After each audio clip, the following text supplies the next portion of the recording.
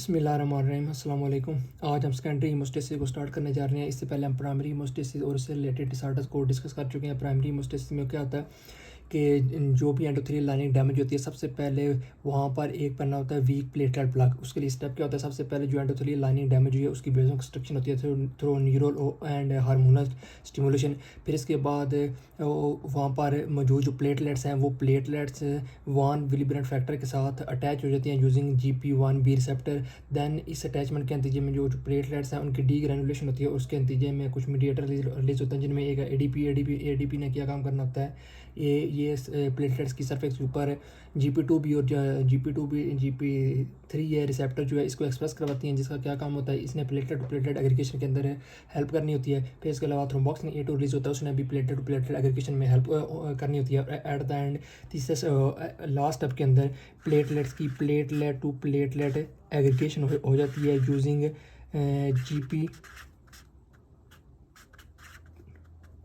GP2B3A receptor, और इनके दरमियान as a linker molecule use होता है फाइब्रिनोजिन। अच्छा, अब यहाँ पे फाइब्रिनोजिन क्या यूज़ हो रहा है एज ए लिंकर मालिक्यूल। तो सेकेंडरी हीमोस्टेसिस में क्या होता है कि सेकेंडरी हीमोस्टेसिस के अंदर होता ये है कि इस जो वीक प्लेटलेट प्लग जो बना है, जिसके अंदर प्लेटलेट की आपस में एग्रीगेशन हो गया है और उनके दरमियान जो लिंकर मालिक्यूल यूज़ हो रहा है फाइब्रिनोजिन, इस वीक प्लेटलेट प्लग ने सेकेंडरी हीमोस्टेसिस के अंदर किस में कन्वर्ट होना होता है, एक स्टेबल क्लॉट के अंदर। अच्छा, अब इस वीक प्लेटलेट प्लग को स्टेबल क्लॉट में कन्वर्ट करने के लिए होता क्या है कि दरमियान में जो fibrinogen as a linker molecule use हो रहा है, इस फाइब्रिनोजिन को कन्वर्ट कर दिया जाता है फाइब्रिन के अंदर। अब ये कन्वर्जन होती किस तरीके से है कि सेकेंडरी हीमोस्टेसिस में एक series of coagulation pathway coagulation cascade का पाथवे फॉलो किया जाता है सेकेंडरी हीमोस्टेसिस के में और इस पाथवे के नतीजे में जो प्रोडक्ट प्रोड्यूस होता है वो होता है थ्रोम्बिन। सेकेंडरी हीमोस्टेसिस में क्या प्रोड्यूस किया जाता है, थ्रोम्बिन प्रोड्यूस किया जाता है, और इस थ्रोम्बिन का क्या काम होता है, इसने इस फाइब्रिनोजिन को कन्वर्ट कर देना होता है फाइब्रिन। अब प्लेटलेट्स के दरमियान जो लिंकर मालिक्यूल यूज़ हो रहा है वो है फाइब्रिन, ठीक है। अब फाइब्रिन जो है वो फाइब्रिनोजिन से ज़्यादा स्टेबल होता है। अब इस तरीके से एक जो प्लेटलेट टू प्लेटलेट एग्रीगेशन हुई है उसके दरमियान जो लिंकर मालिक्यूल है वो है फाइब्रिन, और इस पूरे फिर जो सीरीज़ ऑफ चेन है प्लेटलेट फाइब्रिन की चेन है, इसकी क्रॉस लिंकिंग हो जाती है और एक स्टेबल प्लेटलेट क्लॉट बन जाता है। तो सबसे पहले ये थ्रोम्बिन किस तरह बनता है, इसकी ज़्यादा डिटेल में नहीं जाता है कि थ्रोम्बिन कोआगुलेशन कैस्केड का पाथवे फॉलो होता है। ये पाथवे में डिवाइड किया था हमने, एक एक्सट्रिंसिक पाथवे के अंदर और एक इंट्रिंसिक पाथवे के अंदर। इन पाथवेज के अंदर coagulation factors involve. Coagulation factor specific protein होती हैं जिन्होंने लीवर के अंदर प्रोड्यूस होना होता है, वो लीवर के अंदर वो इनएक्टिव फॉर्म के अंदर प्रोड्यूस होते हैं। जब वो एक्टिव होती हैं तो वो इन एक्सट्रिंसिक और एक्सट्रिंसिक पाथवे के अंदर इन्वॉल्व होती हैं और उसके नतीजे में क्या प्रोड्यूस होना होता है, थ्रोम्बिन। एक्सट्रिंसिक पाथवे के अंदर जो कोआगुलेशन फैक्टर इन्वॉल्व है फैक्टर 7 है। इसके अलावा जो इंट्रिंसिक फैक्टर में इन्वॉल्व होता है फैक्टर 12, इसके अलावा फैक्टर 11, फैक्टर 9, इसके अलावा फैक्टर 8। इंट्रिंसिक पाथवे के अंदर ये 4 जो कोआगुलेशन फैक्टर्स है ये इन्वॉल्व है और एक्सट्रिंसिक फैक्टर के अंदर सिर्फ एक इन्वॉल्व है। अब जब बेशक इंट्रिंसिक फैक्टर से स्टार्ट हो या एक्सट्रिंसिक फैक्टर से स्टार्ट हो, इसके बाद इन्होंने फॉलो करना था कॉमन पाथवे में क्या होता है कि फिर इसकी कॉमन पाथवे में इन्वॉल्व होती है फैक्टर 10, इसके बाद फैक्टर 5 और इसके बाद फैक्टर 2 और देन फैक्टर 1। अब ये जो फैक्टर 1 है इसे हम क्या कहते हैं, थ्रोम्बिन भी कहते हैं। तो as a result in extrinsic pathway और एक्सट्रिंसिक पाथवे के नतीजे में और देन जो कॉमन पाथवे फॉलो हो रहा है इसके नतीजे में क्या प्रोड्यूस हो रही है, थ्रोम्बिन। और इस थ्रोम्बिन ने जो प्लेटलेट का वीक प्लेटलेट प्लग बनाए इसके दरमियान जो लिंकर मालिक्यूल यूज़ हो रहा है फाइब्रिनोजिन, इसको कन्वर्ट कर देना होता है फाइब्रिन के अंदर। तो as a result weak platelet plug इसके अंदर कन्वर्ट हो गया एक स्टेबल क्लॉट के अंदर।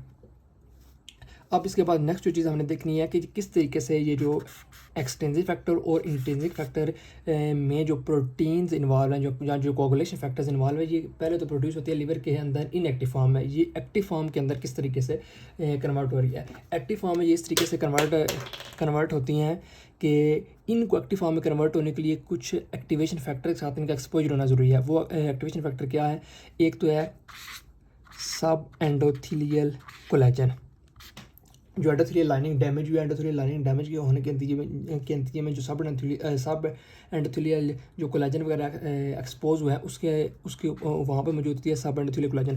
तो जो सब एंडोथेलियल कोलेजन है, जब इसका एक्सपोजर होता है इसके साथ इंट्रिंसिक फैक्टर प्रोटीन जो है प्रोटीन 12 के साथ, तो ये इसको क्या कर देती है, एक्टिव फॉर्म में कन्वर्ट करती है। सब एंडोथेलियल कोलेजन किसको एक्टिवेट कर रहा है, फैक्टर 12। फैक्टर 12 को एक्टिवेट करने का मतलब ये है कि जो इंट्रिंसिक पाथवे है इसको एक्टिवेट करना। फिर इसके अलावा टिश्यू थ्रोम्बोप्लास्टिन है, टिश्यू थ्रोम्बोप्लास्टिन किसको एक्टिवेट करते हैं, फैक्टर 7 को। फैक्टर 7 को एक्टिवेट करने का मतलब क्या है कि एक्सट्रिंसिक पाथवे को एक्टिवेट कर देना। अच्छा, इन दोनों के अलावा कुछ और भी चीज़ें हैं जिनमें से एक ये है कि प्लेटलेट की सरफेस के ऊपर जो कैल्शियम है वो भी इन जो कोगुलेशन फैक्टर्स हैं इनको एक्टिवेट करने का काम करती है। इसके अलावा जो प्लेटलेट्स की जो अपनी जो फास्फोलिपिड बाइलेयर है ये भी कोगुलेशन फैक्टर को एक्टिवेट करती है।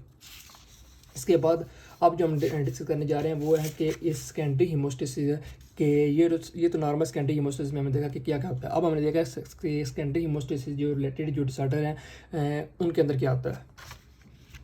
सबसे पहले कुछ जनरल फीचर देख लेते हैं कि पहले हमने पढ़ा था प्राइमरी हीमोस्टेसिस। प्राइमरी हीमोस्टेसिस के अंदर क्या होता था कि जो प्लेटलेट्स है उनकी अबनॉर्मलिटीज आई थी। यहाँ तो प्लेटलेट्स का नंबर कम हो जाता था, यहाँ जो प्लेटलेट्स की क्वालिटी है वो कंप्रोमाइज़ हो जाती थी। जिस तरह को प्लेटलेट के ऊपर जो रिसेप्टर है लाइक GP1B या GP2B3 या रिसेप्टर जो हैं ये डेफिशिएंट होते थे। अब सेकेंडरी हीमोस्टेसिस में क्या होता है, सेकेंडरी हीमोस्टेसिस में क्या चीज़ इन्वॉल्व हो रही हैं, कोगुलेशन फैक्टर। तो इसके अंदर सेकेंडरी हीमोस्टेसिस के अंदर कोगुलेशन फैक्टर हैं, इनकी अबनॉर्मलिटीज आती है। तो जितने भी फीचर्स हम देखेंगे कोगुलेशन फैक्टर्स सेकेंडरी हीमोस्टेसिस से रिलेटेड डिसऑर्डर के अंदर, उनके अंदर क्या होगा, कोगुलेशन फैक्टर की किसी न किसी कोगुलेशन फैक्टर की लाजमी डेफिशिएंसी होगी। अच्छा, फिर इसके बाद प्राइमरी हीमोस्टेसिस जो क्लिनिकल फीचर थे उसमें क्या होता था, म्यूकोसल एंड स्किन ब्लीडिंग। इसमें के अंदर म्यूकोसल एंड स्किन ब्लीडिंग नहीं होती, इसके अंदर होती है डीप टिश्यू ब्लीडिंग।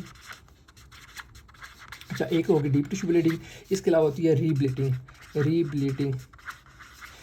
कब होती है, आफ्टर सम सर्जिकल प्रोसीजर। किसी भी सर्जरी के बाद जो ब्लड की जो ब्लीडिंग है वो जल्दी रुकती नहीं और रीब्लीडिंग होती रहती है। ये थी इसकी क्लिनिकल फीचर्स। अब इसकी कुछ आते हैं लैब फाइंडिंग्स के अंदर। जो प्राइमरी हीमोस्टेसिस हमने डिस्कस किया था उसके अंदर मेन जो लैब फाइंडिंग ये तो थी कि यहाँ प्लेटलेट्स की कमी हुई थी, यहाँ प्लेटलेट्स की जो ऊपर जो क्वालिटी है वो उस पर कंप्रोमाइज़ होता था। लेकिन सेकेंडरी हीमोस्टेसिस में क्या होना है, सबसे पहले इसके अंदर होनी है कोगुलेशन फैक्टर की डेफिशिएंसी।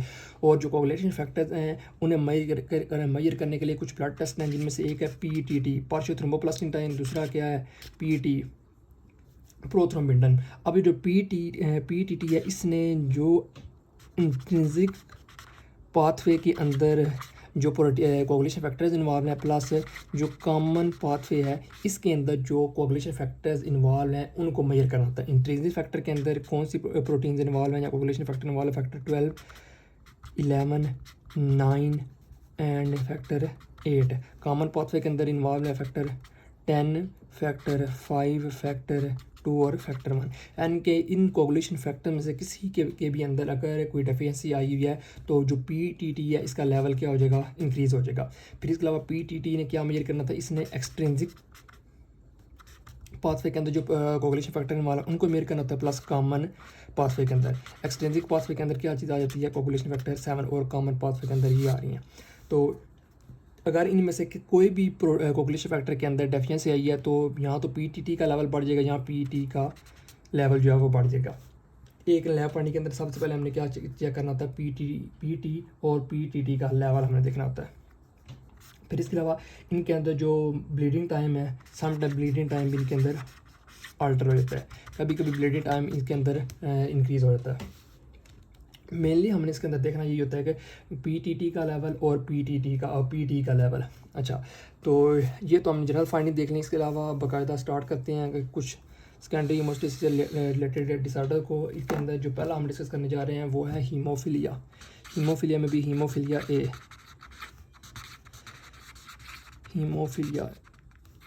यहाँ से हीमोफीलिया A यहाँ से आप प्रोनाउंस करें हीमोफीलिया 8। अच्छा, तो इसका क्या मतलब है, हीमोफीलिया 8 ये सिर्फ अपनी आसानी के लिए हीमोफीलिया 8 से ये शो हो रहा है कि इस हीमोफीलिया A के अंदर कोगुलेशन फैक्टर जो 8 है उसकी डेफिशिएंसी है। हीमोफिलिया के ए के अंदर एक तो हमें पता चल गया कोगुलेशन फैक्टर ए की डेफिशिएंसी है, दूसरा ये जेनेटिक डिसऑर्डर है। इसके अंदर जो कोगुलेशन फैक्टर 8 की डेफिशिएंसी है ये जेनेटिक डेफिशिएंसी होती है। इसके अलावा ये मेल के अंदर ज़्यादा कॉमन होती है। तो फिर इसके बाद हम देखते हैं इसके क्लिनिकल फीचर्स क्या है। हीमोफिलिया के एक अंदर क्या होगा, वो ये डीप टिश्यू ब्लीडिंग होगी, डीप टिश्यू ब्लीडिंग एंड रीब्लीडिंग। फिर इसके बाद हम इसकी लैब फाइंडिंग देते हैं। हीमोफिलिया ए के अंदर क्या होगा, हीमोफिलिया के अंदर किस चीज़ की डेफिशिएंसी है, फैक्टर 8 की। फैक्टर 8 को कौन मेजर करता है, पीटीटी।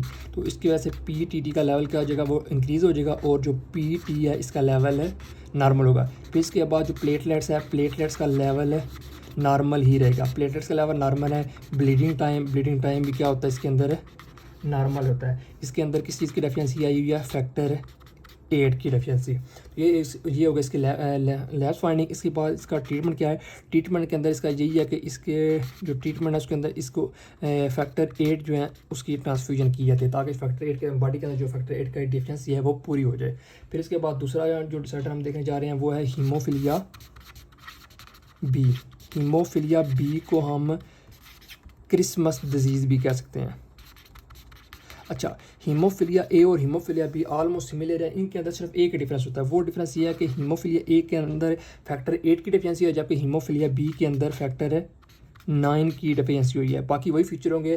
फैक्टर 9 को कौन मेजर करता है, पीटीटी। तो इसका पीटीटी लेवल इंक्रीज़ होगा, पीटी लेवल नॉर्मल होगा, प्लेटलेट्स भी नॉर्मल होगा, ब्लीडिंग टाइम भी नॉर्मल होगा। और इसके अंदर फैक्टर 8 की जगह फैक्टर 9 की डेफिशिएंसी है। अच्छा, इसके बाद जो थर्ड हम डिसऑर्डर डिस्कस करने जा रहे हैं वो है coagulation factor inhibitors. Coagulation factor inhibitors. अच्छा, इसके अंदर क्या होता है कि इसके अंदर हमारी बॉडी में यानी कि ब्लड के अंदर जो कोगुलेशन फैक्टर है, डिफरेंट कोगुलेशन फैक्टर इनके अगेंस्ट एंटीबॉडीज़ प्रोड्यूस हो जाती हैं। मोस्ट कॉमनली जो फैक्टर 8 है इसके अगेंस्ट एंटीबॉडीज़ प्रोड्यूस होते हैं। तो इसकी वजह से जो कोगुलेशन फैक्टर इनहिबिटर्स हैं इनके अंदर जो फीचर्स होंगे वो किसके साथ मिलते जुलते होंगे, वो हीमोफिलिया ए वाले ही फीचर होंगे। लेकिन इनके अंदर जो मेन डिफरेंस होगा वो मेन डिफरेंस ये होगा कि हीमोफिलिया ए है उसे हम ट्रीट कर सकते हैं किस तरीके से, फैक्टर 8 की ट्रांसफ्यूजन से। लेकिन इसे हम फैक्टर 8 की ट्रांसफ्यूजन से ठीक है नहीं कर सकते। रीज़न क्या है, क्योंकि इसके अंदर ब्लड के अंदर ऑलरेडी एंटीबॉडीज़ मौजूद है। जो जिस फैक्टर की डेफिशिएंसी होगी उसके अगेंस्ट क्या मौजूद है बॉडी के अंदर, एंटीबॉडी। तो बेशक हम बाहर से फैक्टर की ट्रांसफ्यूजन करवाते हैं, लेकिन चूँकि उसके अगेंस्ट एंटीबॉडीज़ मौजूद है तो ये चीज़ काम नहीं करेगी। फिर इसके अलावा साथ ये हो जाता है कि जो लीवर फेलियर है वो बड़ा क्रूशियल रोल प्ले करता है सेकेंडरी हीमोस्टेसिस से रिलेटेड डिसऑर्डर में, क्योंकि लीवर का जो मेन काम होता है सेकेंडरी हीमोस्टेसिस में, लीवर ने बेसिकली क्या करना था, लीवर ने एक तो कोगुलेशन फैक्टर जो हैं वो प्रोड्यूस करने होती है। तो जब कोगुलेशन फैक्टर की डेफिशिएंसी होगी तो सेकेंडरी हीमोस्टेसिस में जो प्लेटलेट क्लॉट जो स्टेबल होना है वो नहीं हो पाएगा। दूसरा, इसके अंदर विटामिन के की क्या होती है, एक्टिवेशन। विटामिन के की हो रही है एक्टिवेशन।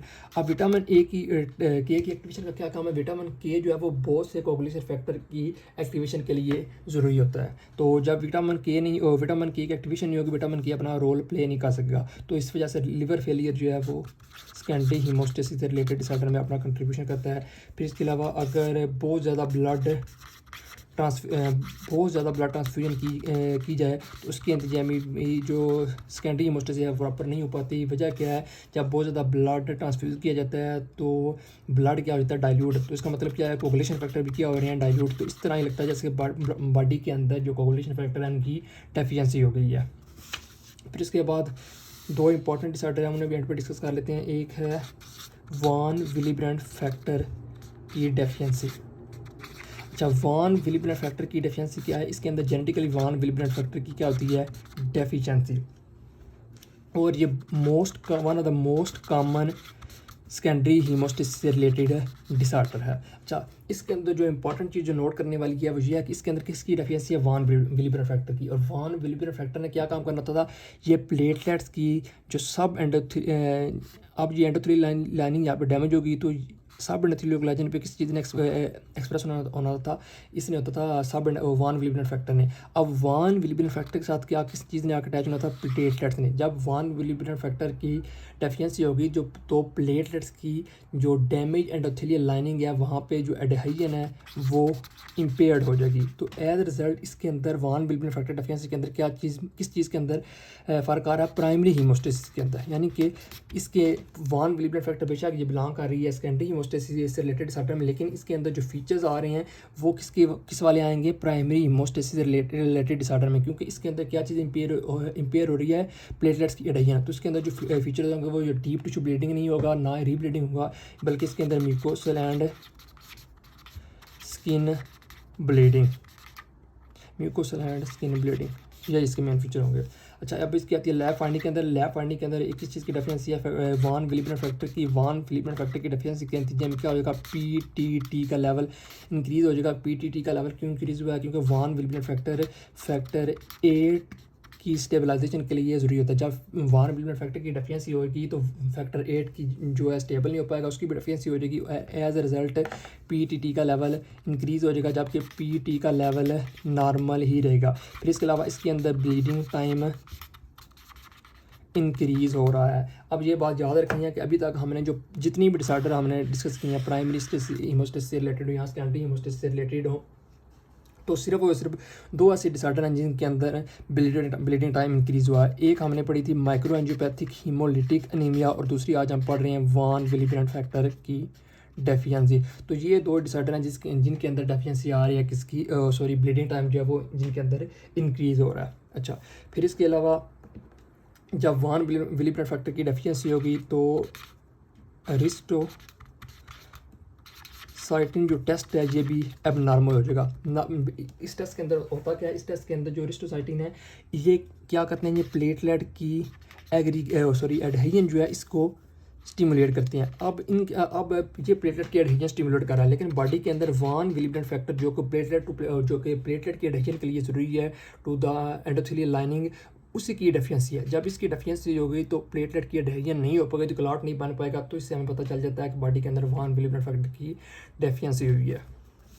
फिर हम देखते हैं कि वान विलिबनेट फैक्टर जो है इसका ट्रीटमेंट हमने किस तरह करना है। तो इसके ट्रीटमेंट के लिए हम जो है वो इंजेक्ट करते हैं डेस्मोप्रेसिन। अच्छा, अब डेस्मोप्रेसिन को इंजेक्ट करने का क्या कंसेप्ट है, क्योंकि जो डेस्मोप्रेसिन है वो किसका सिंथेटिक एनालॉग है, एडीएच का, जिसे हम वेजोप्रेसिन भी कहते हैं। अच्छा, नॉर्मली तो एडीएच का जो फंक्शन है किडनी से रिलेटेड है, लेकिन सेकेंडरी हीमोस्टेसिस में एडीएच क्या काम करती है, एडीएच ये वान विलिबनेट फैक्टर की रिलीज़ करवाती है। वान विलिबनेट फैक्टर कहाँ से रिलीज होता है, वान विलिबनेट फैक्टर एक तो रिलीज होता है वेबल प्लाडे बॉडी से, वेबल प्लाडे बॉडीज ऑफ एंडोथेलियल सेल्स से, और दूसरा ग्रेन्यूल्स ऑफ प्लेटलेट्स। अब इन दोनों सोर्सेज से क्या हो रहा है, वान विलिबनेट फैक्टर रिलीज हो रहा है। अब जो डेस्मोप्रेसिन है वो क्या करता है, वो वेबल प्लाडे बॉडीज से जो वान विलिबनेट फैक्टर है इसकी रिलीज को इंक्रीज़ करते हैं। तो एज अ रिजल्ट जो बॉडी के अंदर डेफिशिएंसी हुई होती है वान विलिबनेट फैक्टर की, उसकी डेफिशिएंसी को जो पूरा कर देता है। अच्छा, अब लास्ट पे जो हम डिस्कस करने जा रहे हैं वो है विटामिन के की डेफिशिएंसी। विटामिन के की डेफिशिएंसी, सबसे पहले विटामिन के की एक्टिवेशन कहाँ पे होती है वो हमने पहले डिस्कस किया कि विटामिन के की एक्टिवेशन होती है लीवर के अंदर। अब जब विटामिन के की एक्टिवेशन होती है कौन करवाता है, एपॉक्साइड रिडक्टेज, ये एंजाइम जो है वो लीवर के अंदर विटामिन के की क्या करवाता है, एक्टिवेशन। अब विटामिन के जब एक्टिवेट होगा तो उसने कोagulation फैक्टर की गैमा कार्बोक्सिलेशन करवानी होती है। कुछ कोagulation फैक्टर है जिनकी इसने क्या करवानी होती है, गैमा कार्बोक्सिलेशन। गैमा कार्बोक्सिलेशन जो है वो उन प्लेटलेट्स की अपनी नॉर्मल यानी कि एक्टिवेशन स्टेट में आने के लिए ज़रूरी होता है। अगर इन कोagulation फैक्टर की गैमा कार्बोक्सिलेशन नहीं होगी तो जो विटामिन जो कोagulation फैक्टर जो अपना फंक्शन परफॉर्म नहीं कर पाएंगे। तो ये कोagulation फैक्टर कौन से हैं, इनमें एक है फैक्टर 7, फिर इसके बाद आता है फैक्टर 10, फैक्टर 2, फैक्टर 9 और protein C and protein S. इन सब की गैमा कार्बोक्सिलेशन किसने करवानी होती है? विटामिन के ने। अब जब विटामिन के की डेफिशिएंसी है, इन सब ये जितने भी कोगुलेशन फैक्टर्स हैं और प्रोटीन्स हैं, इनकी एक्टिवेशन नहीं हो पाएगी और सेकेंडरी हीमोस्टेसिस जो है वो इम्पेयर्ड हो जाएगी। अब विटामिन के की डेफिशिएंसी होती किस स्टेट में? सबसे पहले तो ये होती है न्यू बॉर्न के अंदर। अब न्यू बॉर्न के अंदर विटामिन के की डेफिशिएंसी क्यों रही है? क्योंकि न्यू बॉर्न की जो GIT है वहाँ पे जो बैक्टीरिया हैं जिन्होंने विटामिन के को प्रोड्यूस करना होता है उनकी डेफिशिएंसी होती है, तो एट द दर विटामिन के की डेफिशिएंसी हो जाएगी। फिर इसके अलावा अगर आप एंटीबायोटिक्स भी हैं उनको लॉन्ग टर्म यूज़ कर रहे हैं, एंटीबायोटिक्स का बहुत ज़्यादा यूज़ कर रहे हैं, तो एज अ रिजल्ट GIT के अंदर जो बैक्टीरिया हैं जिन्होंने विटामिन के प्रोड्यूस करनी होती है, ये जो एंटीबायोटिक्स हैं इन बैक्टीरिया को क्या कर देते हैं? किल कर देते हैं। फिर इसके अलावा ये भी हो सकता है कि विटामिन के जो है उसकी माल एब्जॉर्प्शन हो रही हो, या ये भी हो सकता है कि विटामिन के आप इनटेक नहीं कर रहे हैं। अब जल्दी से जितने भी टॉपिक्स हमने पढ़े हैं उनको रिवाइज कर लेते हैं। सबसे पहले हमने देखा कि सेकेंडरी हीमोस्टेसिस में होता क्या है। सेकेंडरी हीमोस्टेसिस में बेसिकली ये होता है जो कि प्राइमरी हीमोस्टेसिस के अंदर जो वीक प्लेटलेट ब्लॉक बना है जिसके अंदर जिनमें fibrin as a linker molecule use हुआ है, इस फाइब्रिन को कन्वर्ट कर दिया, फाइब्रिनोजिन को कन्वर्ट कर दिया जाता है फाइब्रिन के अंदर, और इस फाइब्रिन के अंदर कौन कन्वर्ट करता है? थ्रोम्बिन। अब सेकेंडरी हीमोस्टेसिस में कोगुलेशन का स्टेट का पाथवे फॉलो किया जाता है जिस पाथवे के नतीजे में क्या बनती है? ये थ्रोम्बिन, और इस थ्रोम्बिन ने क्या कर देना है? इस फाइब्रिनोजिन को फाइब्रिन के अंदर कन्वर्ट करना होता है। फिर हमने देखा है कि जो कोगुलेशन फैक्टर्स हैं इन्हीं भी अपनी एक्टिवेशन के लिए एक्टिवेटिंग फैक्टर की ज़रूरत होती है। वो एक्टिवेटेड फैक्टर क्या है? इनमें से एक है सब एंडोथेलियल कोलेजन जिसने फैक्टर 12 को एक्टिवेट करना होता है। फिर टिश्यू थ्रोम्बोप्लास्टिन है, इन्होंने फैक्टर 7 को एक्टिवेट करना होता है। फिर इसके अलावा जो प्लेटलेट्स के अंदर मौजूद कैल्शियम है वो भी एक्टिवेशन का काम कर सकती हैं, और प्लेटलेट की जो अपनी सरफेस के ऊपर फॉस्फोलिपिड है वो भी एक्टिवेशन का काम कर सकती हैं।